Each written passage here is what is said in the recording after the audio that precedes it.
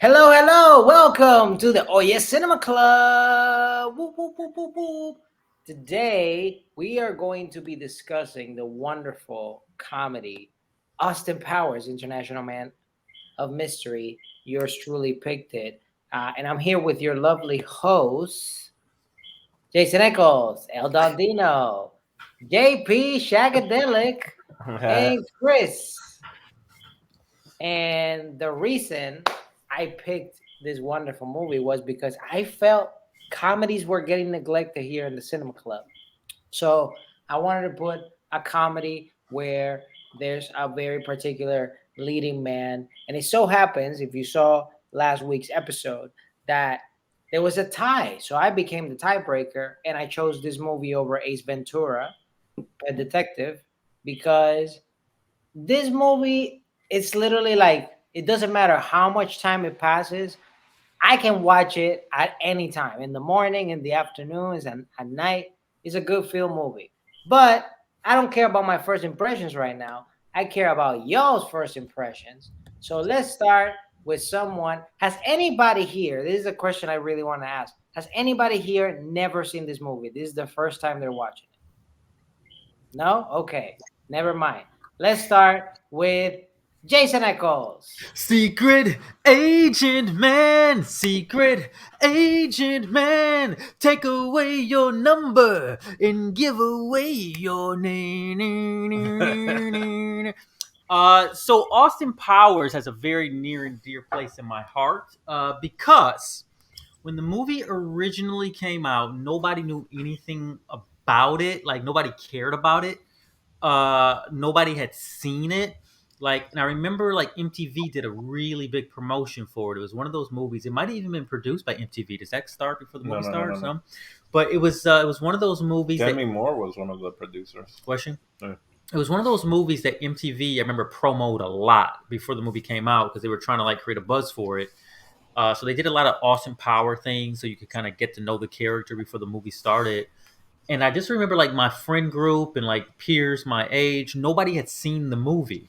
And I don't think I had actually got a chance to go see it in theaters when it came out either. I think it came out like 98 or something. 97. 97. So I didn't get to see it, but I remember as soon as it came out on video and I saw it at Blockbuster, I rented it. And to this day, I still have that original Blockbuster VHS video box, Austin Powers. That's why they went under, man. Because I ripped them off. You never returned it? I never. Well, so what happened was I was supposed to return it. It was my responsibility. I remember to return it, and I thought I had, because I remember like I think one of my parents took me to the video store, and I thought I had put it in the box before I got the next movie, but I ended up getting the next movie, and I didn't return it. And I remember Blockbuster calling our house, and they're like, "Hey, return this movie. You guys owe us like $100."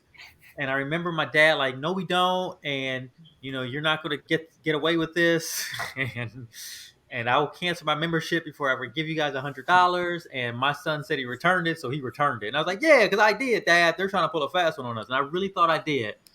Like over a year later, I'm cleaning out the car or something, and it was underneath the passenger seat. So that happened. Still have the movie. Very grateful to have that on VHS in the Blockbuster case.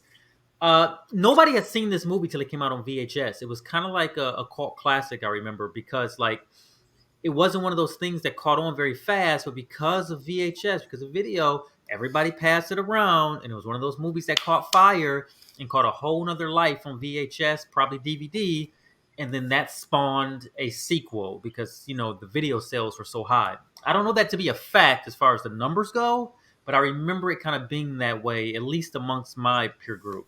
I'll check the numbers while somebody else talks. But I love this movie. Still holds up pretty well as far as comedy goes. Very British, very Mike Myers. It's sort of like his magnum opus in comedy. It's his career role. More than Wayne's World? Yeah, more than Wayne's World. More than Shrek? Yeah, I think this is the one that people probably more him for. More than I Married Axe Murder? Which is great, by the way. He does like 7 characters in that. Wait, More than the Love Guru?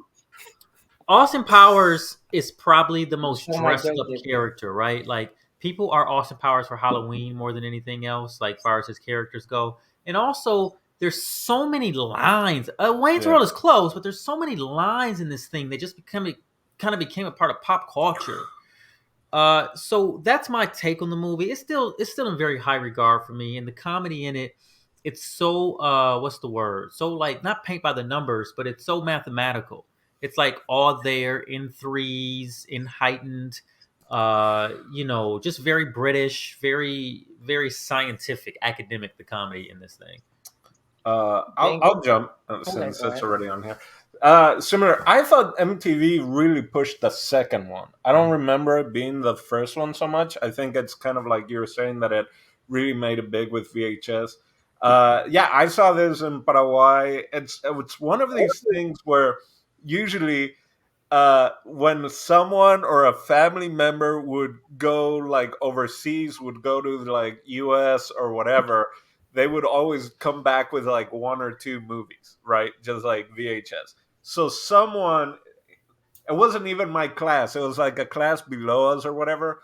And there was a little kind of like one or two people had seen it and were kind of like, oh, this movie. And we're like, what are you talking about? So like we all went to like the guy's house and watched it, and just crazy, man. Just the lines, like watching it again. I don't know, since this was, for me, it was between this and Ace Ventura, but I ended up watching this one, or picking this one, voting for this one, because I've seen Ace Ventura more recently. I don't know if that's the proper usage of more recently, but so I wanted to see this, if it held up. For the most part, it did. I don't know if the second one is maybe better just because it has Mini-Me and like a few other things. But man, yeah, some of the one-liners or just the holding shots, just like that kind of humor, like dry humor of like Dr. Evil and like his gang just laughing and laughing, and it's like, how do they finish, right? Just some of those ideas, like, in those movies, usually you cut to black, and it's like, well, what happens if we don't cut to black? And watching it now, like after doing like going to Chicago, doing improv, doing all those things, I'm like, this just feels like an improv show. This feels like they get the suggestion James Bond or whatever, because there's a bunch of little cutscenes. Clearly, it's a short movie. It's like 90 minutes. So I feel like they had filler of just like the cutscenes of him and like the Go-Go Girls and all that kind of like dance breaks. And there were a few, or like him with a little golf cart thingy back and forth. And so I enjoyed the movie. Some of it, it's almost more nostalgia for me. But there were some things that, as an adult, I definitely caught that I didn't like. The fact that the guy, I always remember the guy named Basil or Basil, whatever. But his last name is Exposition. Like he's literally coming. Oh my god! I get the joke. Yeah. Oh my god, that's fucking stupid. Oh my fucking god. That's what I thought this time going around. And so for me, definitely like, the whole bilingual thing and English not being my strong suit when I was a kid. This time around, I definitely picked up more nuances with that and more, just bits or whatever. But yeah, so I enjoyed it. It's enjoyable for sure. Yeah. Thank you so much, Dino. Let's go with Chris. Dude, my journey to Austin Powers is probably not the typical one.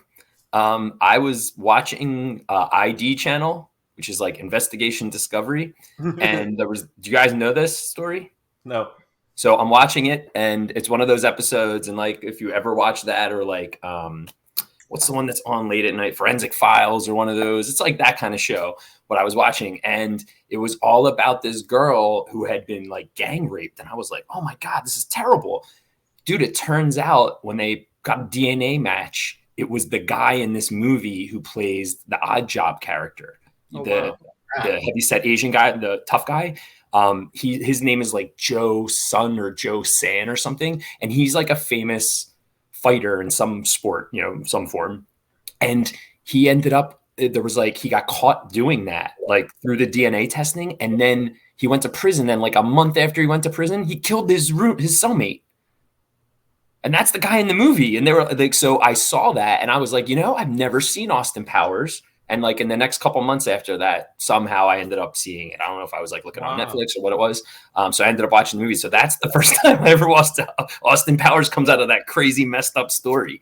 What's funny? While I'm watching this movie, I did think for a second, like, hey, I never saw this guy again. What happened to him?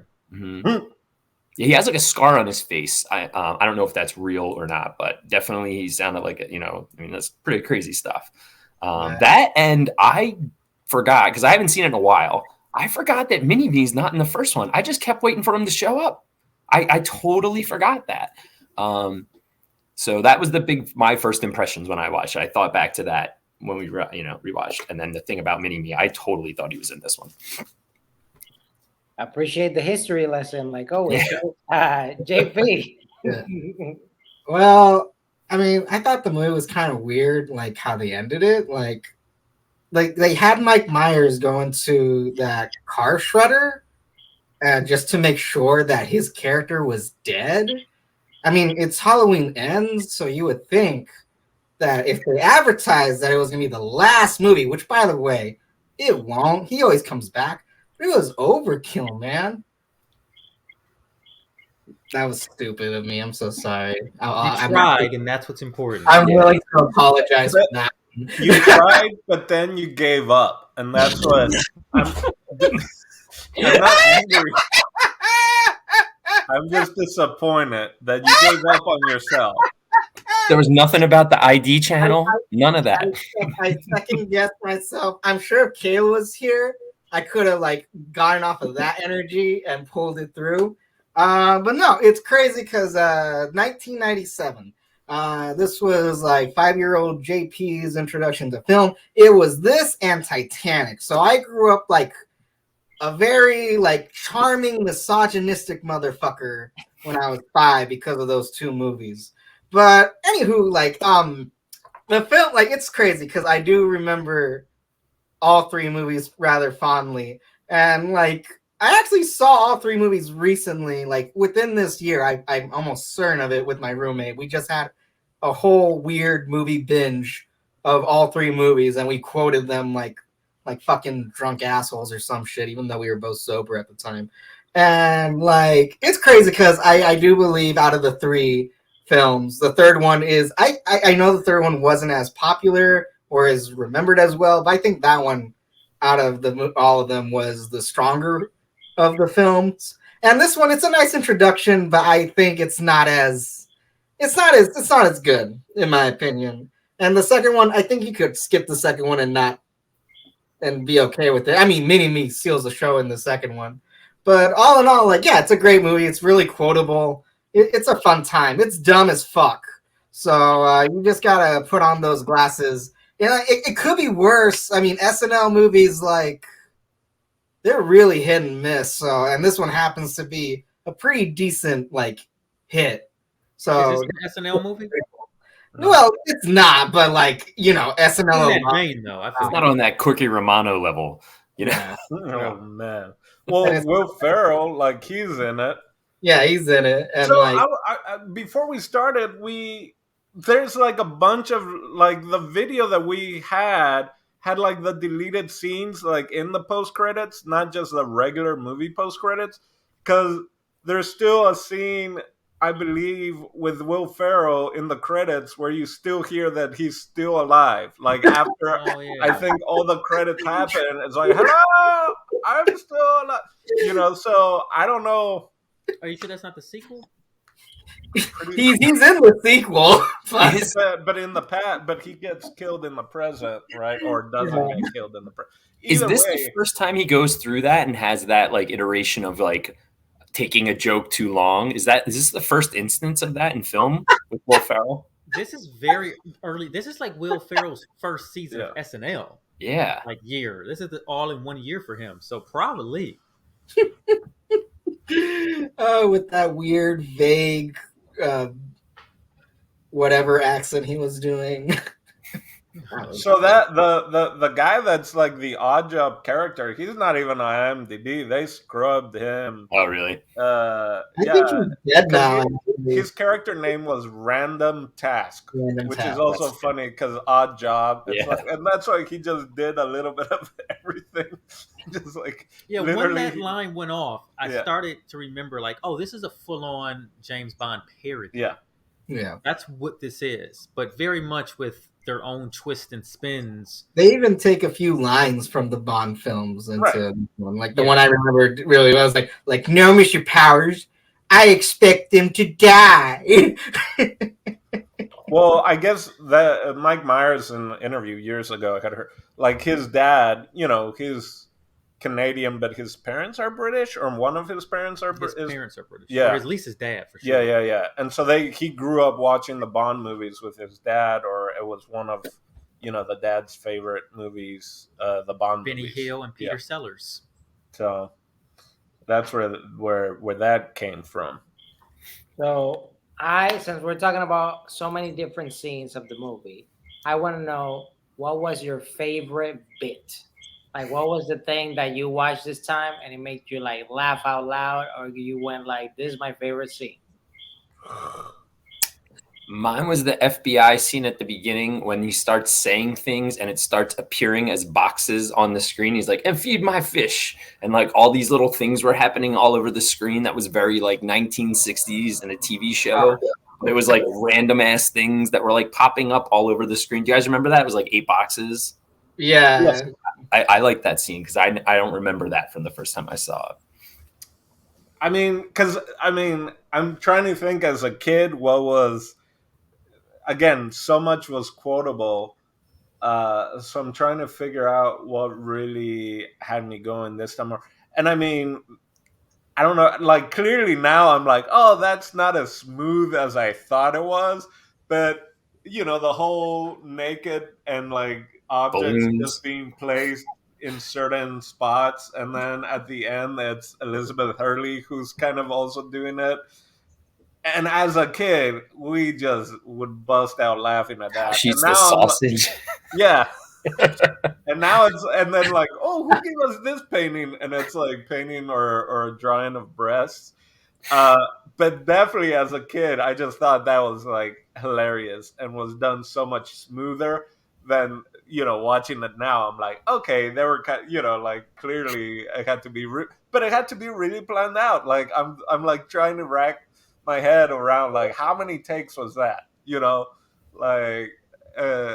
So that definitely at a certain point was some of my favorite bits. I don't know if my favorite. I can't place a favorite funny part. I did laugh out loud at some of this. I just can't remember exactly what. But one thing that kind of struck me, that always like sort of struck me, but like from a different perspective, being older watching it, is actually how like sweet and gentlemanly Austin is.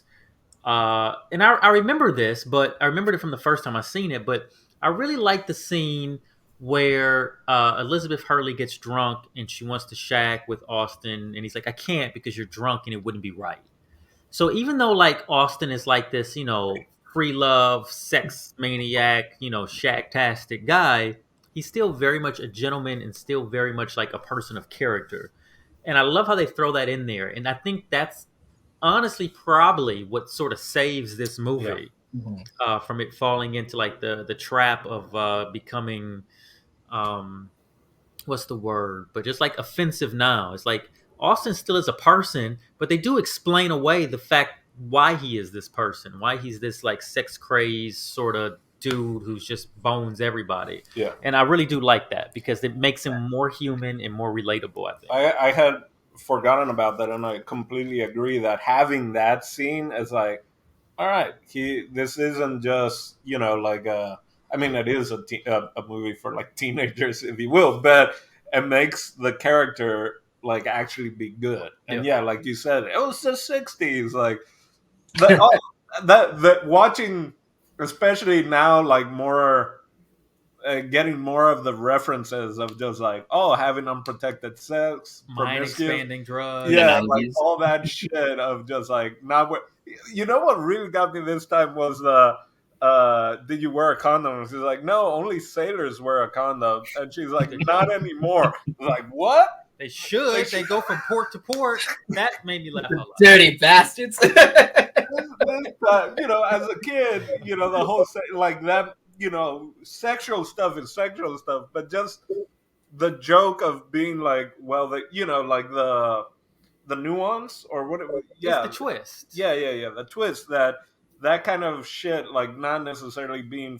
Well, I was fluent in English, but just didn't get that type of humor yet.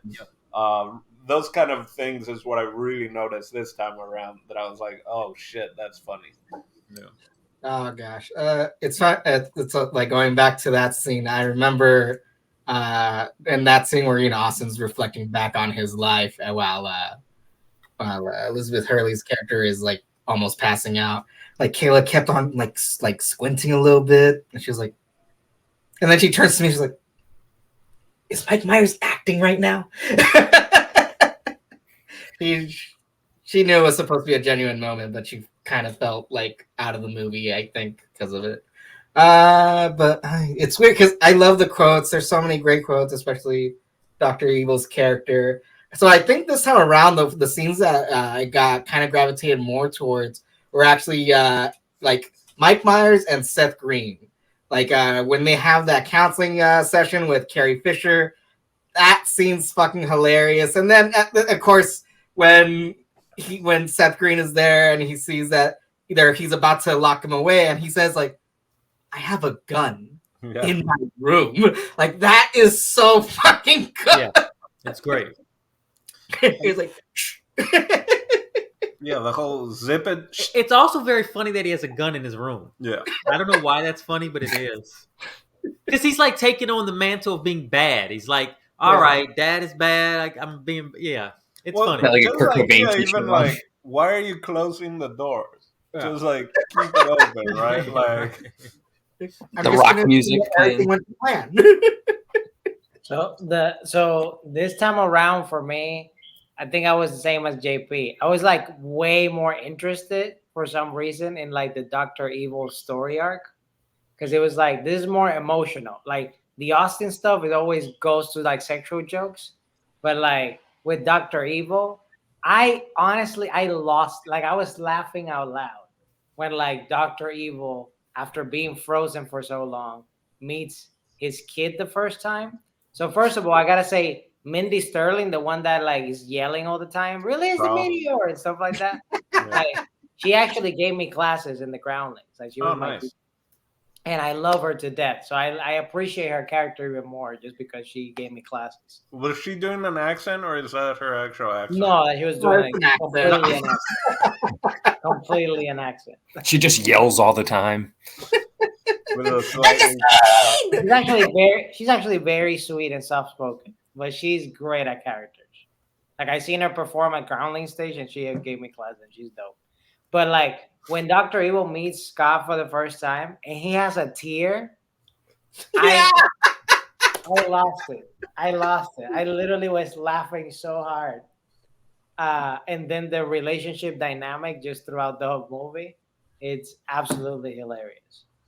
No, he kills it as Scott, angsty teen, like just nails it. And I remember as a kid watching the movie, it took me a long time to figure out that Mike Myers played both characters. Oh, really? It was supposed to be Jim Carrey. What? Originally, Mike Myers didn't want to do all those different characters, and Jim Carrey was going to be Dr. Evil, and then he was doing something else, like Liar Liar or one of those movies, and he couldn't get out of it. I mean, wow. That would have been crazy, right? Completely different. This movie would have been so much bigger. Yeah. So the movie took 16.5 to make in 1997, and it grossed 67 million. So it was a success. It kind of broke Dana Carvey and Mike Myers' relationship. Because Really? I guess it was Dana Carvey's Dr. Evil, his idea. It's supposed to be like an impression of Lorne Michaels. Yeah. Dr. Evil is basically an impression of Lorne Michaels. So finally, now I think I've heard him in some recent interviews, and they've kind of, they've reconnected. I mean, they did a whole Wayne's World commercial and all that, I think, for Super Bowl. And so they've gotten kind of together, but he kind of explains it a little bit of how it went down and just, being hurt because it was like that was his bit or he was going to do something with it. And yeah, something like that. But so interesting that Jim Carrey was going to be, I mean, well, Batman Forever, you had Ace Ventura, you had The Mask, you had Dumb and Dumber, Liar Liar, all that came out. 3 of those came out in the same year. What? Really? Yeah, 1 or 2 within a year. The Mask, Ace Ventura, and Dumb and Dumber. Dumb and Dumber. Wow. He made bank. It was a big year. Yeah. Busy. Talking about budgets, we have to, and we absolutely have to talk, because it's just iconic for Austin Powers, the opening scenes of like these elaborate musicals and accompanied by like the most perfect song to literally label this. I think honestly, if it wasn't for the song, this movie wouldn't have been big either. Do you guys know who composed the song? It's Quincy Jones, Rick. It's Quincy Jones. Yeah, it's not a new song. It didn't come out in '97. It's an old Are we talking song. about do that song? Yeah. Okay. Yeah. And it's called perfect. Now it's forever known as the Austin Powers theme. Facts. I love it that he does it in the 3rd film. He opens it at Quincy Jones is there, and he opens it like an actual cinematic orchestra. It's brilliant. That's funny. Yeah, I never put that together. I've only seen parts of Goldmember, so I just found out it was Quincy Jones' song. I think when I saw the Quincy credits? Jones documentary like a couple years ago. I didn't know Quincy Jones made all the music of Life. Apparently, I had no clue.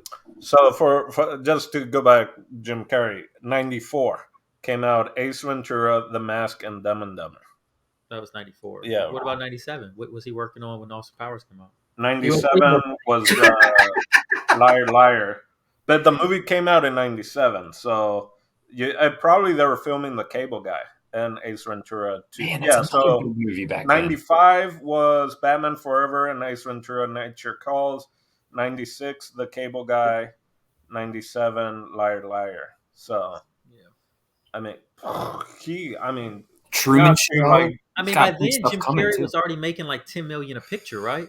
At least, or 20 million. Well, Batman Forever, him and Arnold for that moment were the highest paid actors in Hollywood. It was $25 million a movie. I remember. Oh, wow. That was $25 million back then. Mm-hmm. Shit. It was him and Arnold, which is just like comedy and action, like that kind of. Anyway, just Jim Carrey was fucking knocking it out of the park. It would be very interesting if he was Dr. Evil. Yeah. There would have been definitely more interaction between the two of them. Because, I mean, there really isn't, right? Yeah. There should be a remake where they do everything the same except Jim Carrey is Dr. Evil. That would be a remake I would go check out. It'd be this weird. Movie would have easily did $100 million with Jim Carrey as Dr. Evil. Yeah, but I don't think it would have been as memorable because this is definitely like Mike Myers' movie and the Austin Powers. Probably not, but also this is only 90 minutes. I feel like it would have easily. Oh, bro, there'd be 3 hours with all that fucking like ad-libbing and shit. Yeah. That's definitely one thing I wish I could see, like see all the bloopers and like the extra scenes of this movie. I bet you it's on YouTube. Like Rob Lowe is, if you look at the credits in IMDb, look it up. Rob Lowe is in the first one. He's definitely in the second one as the young number 2. But in the first one, he plays like the friend of either the guy that gets the head eaten by the sea bass or the guy that gets rolled over. And so there are these other scenes that are out there that people should check out. I mean, clearly it didn't make the cut, but they're out there. So one thing about the opening scene that I got now as an adult rather than when I was a kid was like, why like I get that it's fictional, it's a movie, but I was like, why was there like a craze for a guy like Austin Powers? Oh, it was just And British. and Oh, no. and mainly, at least for me, you guys correct me. It comes specifically that specific look that Austin Powers has. It comes more from like the Beatles. No, it definitely is. It's definitely the Beatles. I think they were totally. That's what they were going with. Yeah. That whole arc right there. The British Right. invasion, George Yeah. Harrison with kind of like the yoga or Buddha poses, and well, not Buddha, but And I think in the documentary that one of you guys brought up, like Mike Myers did talk about how like people would visit his house just to talk to his parents because they sounded like to them like the Beatles. It's so silly. But I thought it was so fun because I remember like it's such a it's a great introduction to the movie because it's very fun, it's lighthearted. You know, Mike Myers is. You could even see a few jokes already where they obviously use like a dance double or a stunt double for him in the dance sequence. But Kayla, again, like I wish she was here right now. She just turns and is like, he's a really bad spy.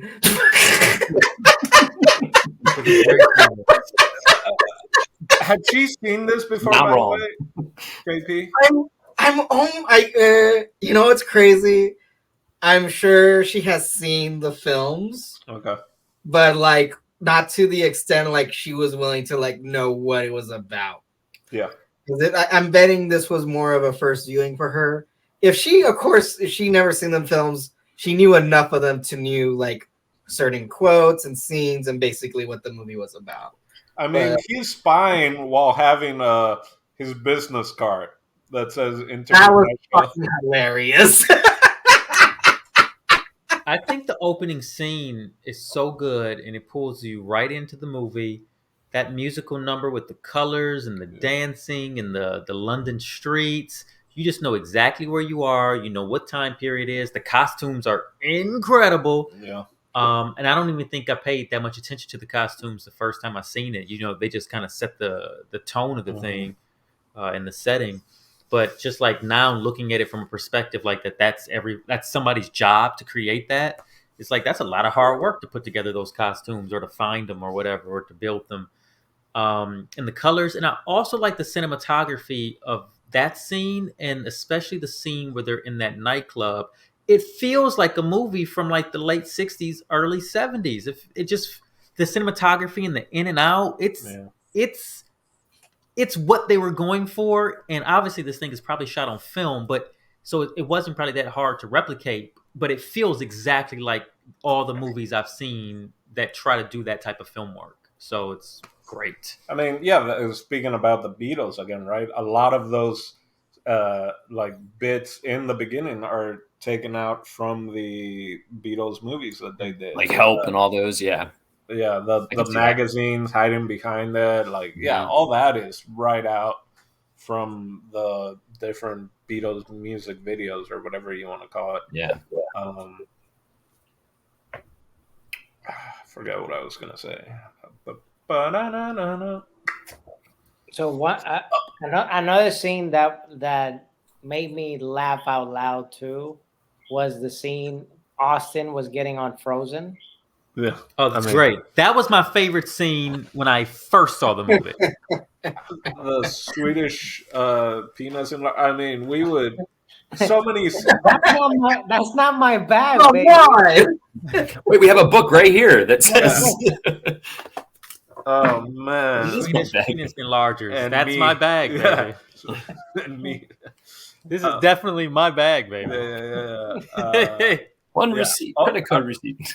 Yeah, we would do those lines like back to back, like all the little back to back dialogue. We would, the minute someone would say one of the lines, right, someone else would just pick up. So definitely as a kid, or just the peen, because that's Demolition Man, which was huge. Love that movie. Which, you know, I don't know if you guys have seen that, but go watch it. Wesley Snipes, Stallone, Sandra Bullock. Also, the people they got frozen, they had Gary Coleman, they have Vanilla Ice. You know what I thought was insane? In the ending credits, those two are credited. like actors. Were they play there? those roles. So they had actors Yeah. play the parts of fucking mannequins. Yeah. They didn't make those weren't props. Those were actors made up to look like Gary Coleman and Vanilla Ice to pretend they were frozen. Yeah. That made me mad. Well, that's cheaper than probably building a prop or getting a wax figure from Tussauds. You probably could have got Vanilla Ice cheaper at that point. Hey! Zing! Dude, I reached out to him. There's a lot of things, though, in the movie where they do a joke and they take it a little too far, and that's kind of on purpose, clearly, right? And that's one that I feel like they dropped the ball. I feel like they could have done more people because it was pretty funny. Like, that progression was good. I was waiting for more. Yeah, I wonder. Yeah, because they set it up. These are celebrity section or whatever, and then you would think that there definitely would be more, but since Demolition Man came out, I guess around the same time, they could have totally had Wesley Snipes. Yeah, that would have been funny because he was frozen. That'd be. But them as being more serious or actiony, they would be like, "What? No, I don't want to do this." But yeah, just the nonstop peeing, like it's like, well, it has been 30 years, so I guess he's gotta really pee, you know. And another bit that had me laughing so much. I mean, at the beginning it's like the right way, but when he does it the second time, I lost it. Was when he punches the lady, goes like, that's not a lady, that's a man, baby. Why did he punch the mom? Thinking that thought it was a man. It was just like a callback to the bit from like it was a terrorist in the dance club. And I mean, you gotta admit, she does look rather mannish. Yeah, she looks like she got beaten by an ugly stick. What? Like, and the first time it's just funny because it's like clearly it's just a guy in the dress compared to like before. Like they didn't even pretend. It was just like flat out. Like, no, it's a dude now. But they did with like a 5 o'clock. It was shadow. a woman at first. Yeah. So yeah, and I guess a lot of that is if you watch the old movies from like the 60s, and like that would happen, right? Where clearly, maybe not necessarily like woman to man, but like doing any sort of stunts or whatever, it's clearly different kind of body type and everything. So, the big boy, is that what it's called? Like that's the type of Bob's Big Boy. That was like a franchise. It's now called Big Boy. In the movie, they weren't allowed to, I guess, use it, but I know it's a food thing, but that's one that I can't remember if as a kid it just kind of went over. It's like, oh, we thought that was gone, or like, oh, it's back. That's what it was. Oh, it's back. Like, it was like, well, they never really left. Like that whole, and then he's like clearly just giving the deals and all that. What did they call it in the movie? Big Boy, right? Just Big Boy. But there's a thing called Bob's Big Boy. Because it is Bob's Big Boy. But I guess they couldn't. If you just remove the Michigan thing, by the way. Oh, yeah. Is it? Yep. Started in Michigan. But Elvis apparently loved them. There was one down the street from Warner Brothers Studios where he filmed all those beach movies. And he used to go there all the time to eat like double cheeseburgers and stuff. For hours, apparently, by the end. Man, he got he was a big fan of double cheeseburgers. Double patties. Peanut butter, jelly, and bananas or something. With bananas, yeah. Oh. Yeah. They did a Elvis Reese's Cups one, and I was like, I guess with banana filling on the inside, and I was like, nope, I'm okay. That seems like in poor taste. Yeah. This is the Elvis death Reese's. No, I got JP. I think I got you. Or did you not mean to make that joke, JP? Yes, he always means to make that joke. It wasn't after I said it. I was like, oh, that's funny. Yeah. The accident. Dude, how about the Soup Nazi was in it? Yes. He was the dealer at Las Vegas. Yeah.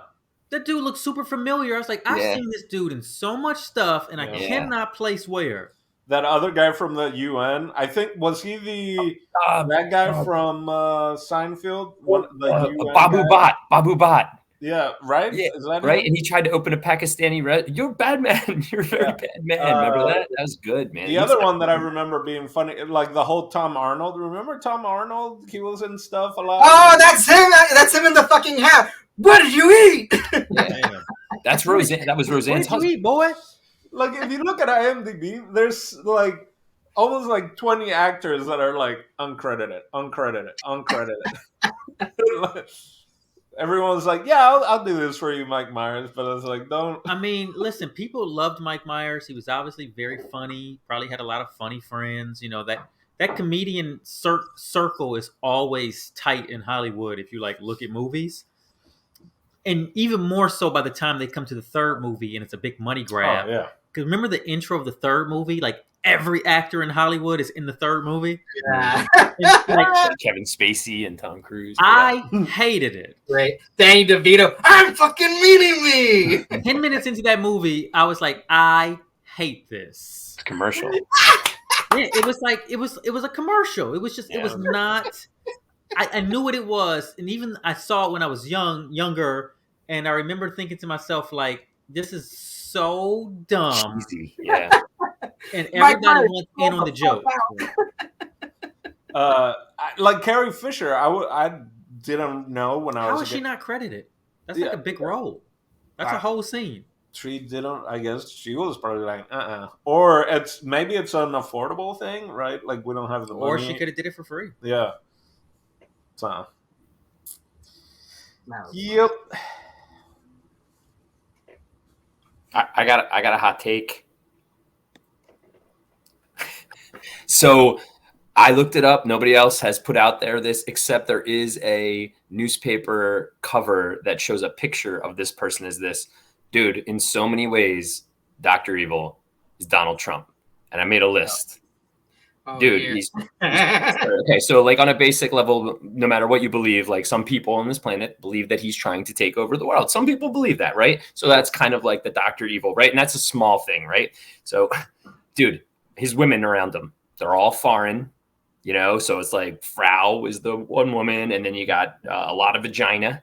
She's her vagina, sorry. And then you got like Melania, you got Ivana. Dude, they're at a corporate table with like his minions.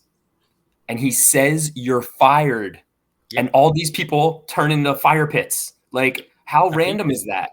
Then very little hands that are prominent. That he like is always playing with these little tiny hands. Like, dude, liquid hot magma. What does that sound like? Chris, I peeped it. MAGA. Dude, this is a Donald Trump promotional video before Donald Trump to me.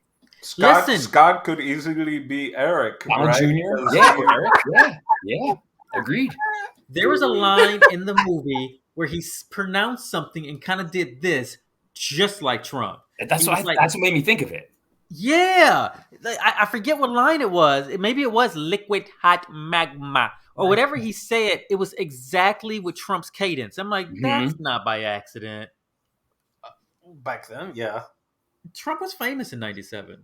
But he wasn't. It was like pre-Apprentice. Yeah, it was pre-Apprentice. Right? Well, maybe not the fired part, but all the other stuff with Trump. Like Trump was around in '97, and I mean, it is weird. Magma. Like 6 years in New York. I don't. Mike Myers had just spent 6 years in New York. So, or either Trump is mimicking Dr. Evil. I think that's what it is. Oh. I spent the whole second half of the movie once I thought of this trying to find connections between Dr. Evil and Trump. I mean, I get it's between Trump and Jeff Bezos, right? Just because Jeff Bezos is too much of a weirdo to actually be Lex Luthor, so I think it's more Dr. Evil.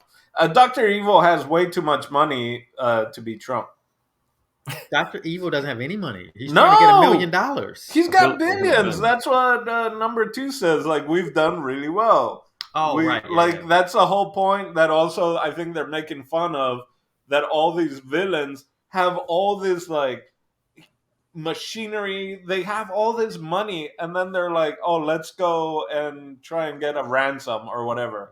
So it's making fun of that, of just the idea of, like, you're paying all these people, all these employees, you have all this technology. Same thing with heist movies, right? Like all those Ocean 11. It's like they have to spend so much money on their equipment and stuff to to be able to pull off the heist, where it's like you could just be spending that money. And that's why number two at the very end is like, I'm peace, I'm out of here, I'm taking this money. Like I was gonna be on Forbes, like all that, just like we Also, had money, we were doing great. It didn't escape me that he also had a fucking fembot in his suitcase. Yeah. What was he gonna do with that fembot? Well, more like, what weren't you gonna do with that? Margaret Thatcher naked on a cold day. Margaret Thatcher naked on a cold day. Down, boy, down. Oh, and Elizabeth Hurley in the second one, she ends up being a fembot, right? Am I right on that? Yeah. Maybe for a scene, not. I think then she comes back, but no, it becomes Heather Grant. She's a fembot. Wait, Elizabeth Hurley, she's not in the second one, is she? Just for like the first 5 minutes, she betrays him. Yeah. Because then it's played as a joke. As soon as she blows up, Austin's like, "That means I'm single, baby, yeah!" And then he gets Heather Graham in the second one. Yeah. Got it. Yeah. Interesting. Okay. That part, because I actually watched the second one first, and then I watched the first one. I wanted to do third, second, and first, but I didn't have time, so I just did second and first. Well, And then, I always questioned that scene, like why did they did that, but at the same time, they needed a way to write her off. Yeah, I mean, tattoo, right? It's like it could be she was busy filming something else, but it's like, well, we could throw you in at the beginning, or it's also making fun of the Bond, because Bond Lansbury, he gets married, and then they kill her off, like at the beginning of the next movie, right? I think that's what ended up happening. So yeah, it could be a thing of just like, okay, let's spoof it, of just like killing off the character, even though we just got married, and then, or it could just be like they're busy.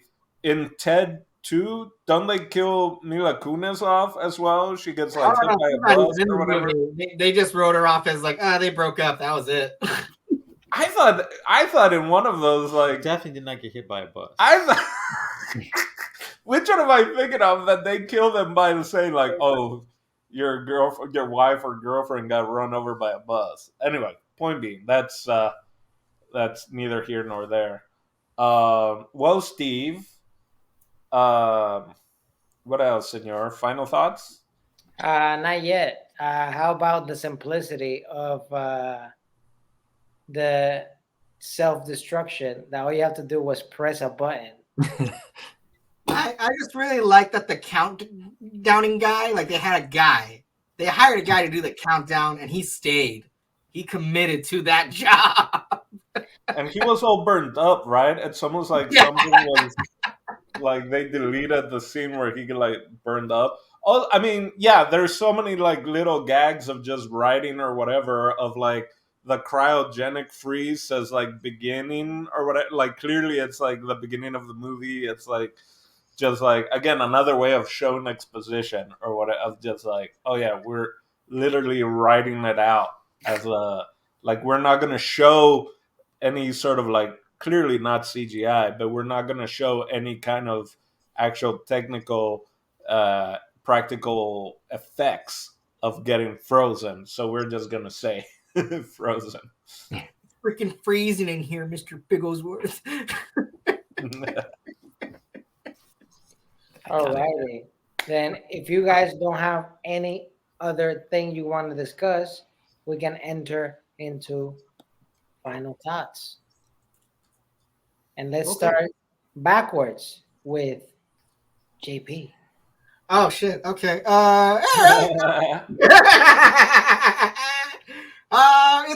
It's a really fun movie. To be quite honest, I wasn't really thrilled about rewatching it or revisiting the film since I had seen it like pretty recently.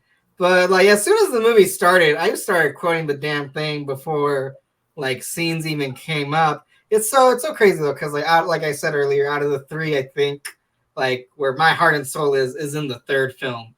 So I definitely have a lot more quotes and stuff from that one. But this is the movie that started it.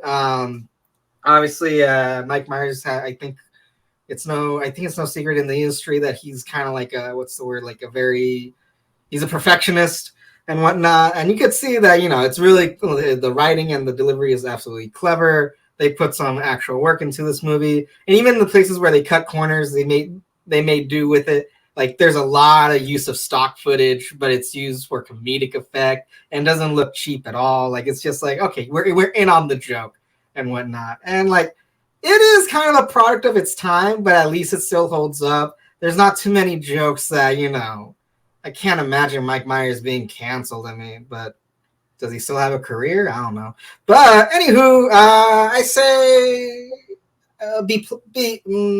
Yeah, I give it a B. It's a B movie. Okay. Thank you so much, JP. Let's go with Chris. Yeah, for me, it's a movie that is iconically a comedy of that time. There was Something About Mary's. There was all different movies around that time that came out that were like their own Dumb and Dumber, like very, very different kind of movies from each other. But definitely I got like Naked Gun vibes from it. Now that I look at it, like some of the things that they did that were so ridiculous and the plays on words and things like that, I feel like it had some Naked Gun vibes. I liked it. It's not my favorite comedy of all time, but again, it was enjoyable to watch it again. Like I said, I came to this movie in a very weird way. I'd heard of it and everything, but the way that I came to actually watch it for the first time was kind of weird. And I feel like there's a lot attached to it. So like we were saying, there's so many cameos and so many people that are in it that it's easy to attach to. So like recommendation wise, I'd pretty much recommend this to anybody's into comedy. To me, this is like, something that's on most people's shelves. As Jay had mentioned before, like in VHSs back in the day. So it's something a lot of people have seen. Thank you so much, Chris. Let's go with Dino. Yeah. It was definitely, I wasn't like, I thought it was gonna age worse, but I think that scene, again, going back to that scene where he's like, "You're drunk, I don't want to push it," really to me made it like, okay, I just thought I was like, oh, this is like teen tween humor, whatever. But so I was watching it almost more nostalgia, again, saying the same thing than really getting a kick out of it. It was the whole time those lines were going, I was like, it's weird. It's like some people just remember when the moon landed, where we landed on the moon, or where you were when JFK got shot. And it was like, I remember when I watched this movie and whose house it was. So I was watching the movie kind of like that, like, oh my God, we used to do this and that. So, would I recommend it? I mean, I feel like everyone I hang out with, or most people I know, have already seen this movie. It would be an interest. Like, if I have kids one day, maybe I watch it with them and be like, "Back in my day, this was really funny." Uh, so yeah, I don't know who I would have to recommend it. I feel like everyone knows about Austin Powers at this point, but maybe that's just me showing my age. So yeah. I enjoyed it. It clearly has fallen down the pegs of what I think are like top hilarious movies, but it's there. It has a small part in my heart. Thank you so much, Dino. Let's go with Jason. Austin Powers, being the broad comedy that it is, I would recommend it to just about anyone. Mostly 14-year-olds. Really though, I mean, like that's the age that like they're gonna like. This is gonna be all new type of humor for them, and it's gonna, like I said, it's kind of paint by the numbers. And I think anyone who loves comedy, it's all there. It's like it's academic, the comedy in this thing, the way it's like structured. So I say from like the age of 14 up, people will really enjoy this thing. People who love comedy, it's one of those quintessential comedies. Like you have to have seen it. Like you can't even really submerge yourself in the culture if you don't know this movie. I mean, maybe less so now than 10, 20 years ago, where everybody was like, yeah, baby, yeah. No one's doing that anymore. but you have to know that reference because from that reference spawns like so many other things. But mini me, like that became like that's like a phrase that's being used, like just yeah, that's my mini me. Like it's a part of the culture, and this movie is probably very much a part of Western culture, just straight up. And honestly, that big dance number in there, that's practically a Bollywood scene. You know, if we're being totally honest about international film. I think this did really well international as well. It probably It's did. just I mean, it's slapstick. it's slapstick. It's very Who broad, doesn't get poop jokes, right? and it's short. I think this movie still, like I said, it still sits in high regard for me.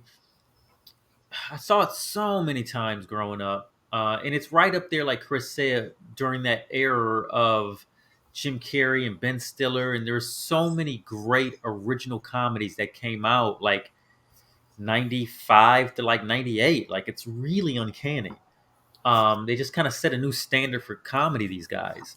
It's like that this is like pre Will Ferrell and all the like 40 years. Like clearly there was this period where it was these kind of movies. Yeah. And then in turn into like 40-Year-Old Virgin, Step Brothers. Heavy, strong character type people, like costumes, characters that you will dress up for Halloween is what was going on back then.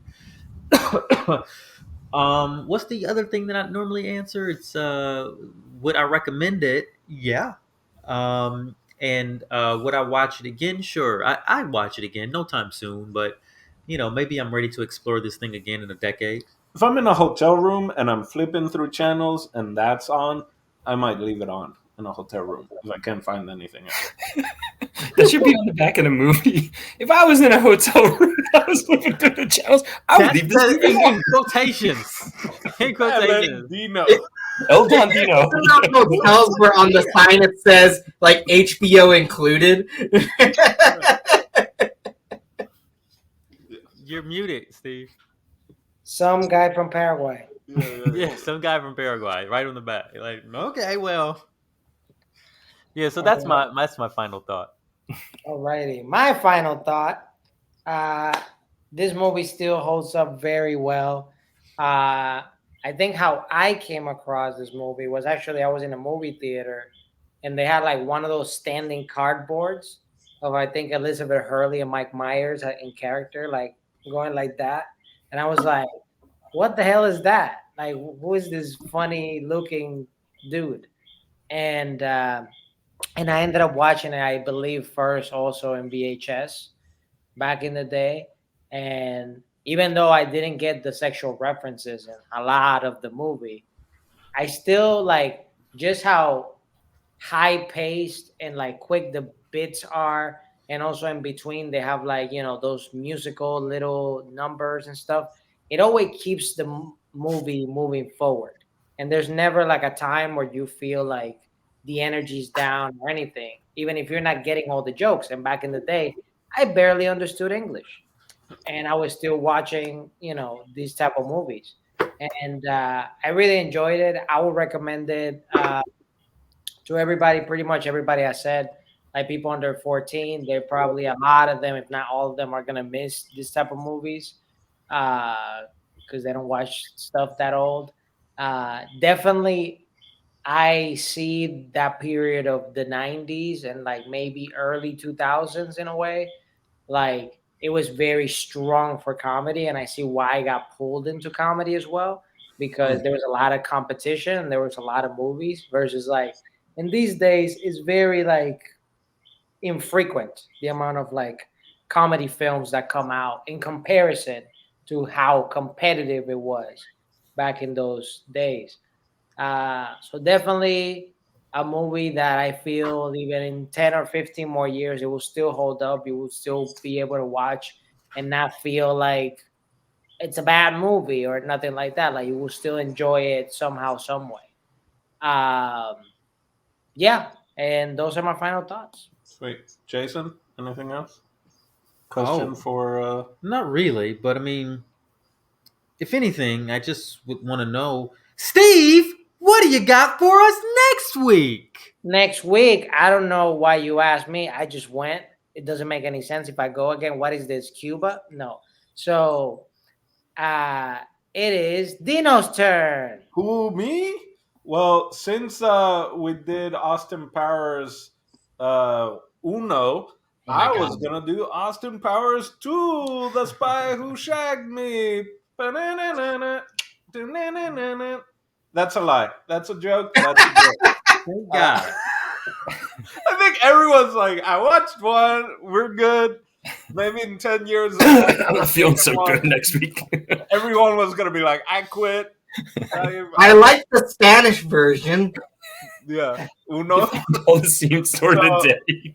Yeah, Dracula. All right, now I pick Cotton Comes to Harlem. So yeah, that's my pick. We just watched a documentary on Netflix. What was it called? Do you remember? Is this black enough for you? Yeah, it's a like a 2-hour documentary. It's really cool. It's about like black cinema, the history of black cinema specifically blaxploitation. And this was one of the movies they talked about it, and it looked super cool. And so that's my pick for next week. Is it pornography? Huh? I just want to make sure. Look at that cover, man. Yeah, it might be a great accompany piece for extra credit to watch the documentary called "Is This Black Enough for You?" It just came out on Netflix. Like blaxploitation, right? Like to the it's about black actors in Hollywood over about 100 years, and someone recommended it to me, and so I popped it on. It just came out on Netflix, and it's awesome. Just like if you want to learn more about film, it's great. Sure. Yeah, and that's that period. I mean, well, yeah, like you said, about 100 years of it. So awesome, cool beans. So for Chris, JP, Jason Echoes, held on Dana, me, Steve, the TV. We'll catch you next week. Bye bye.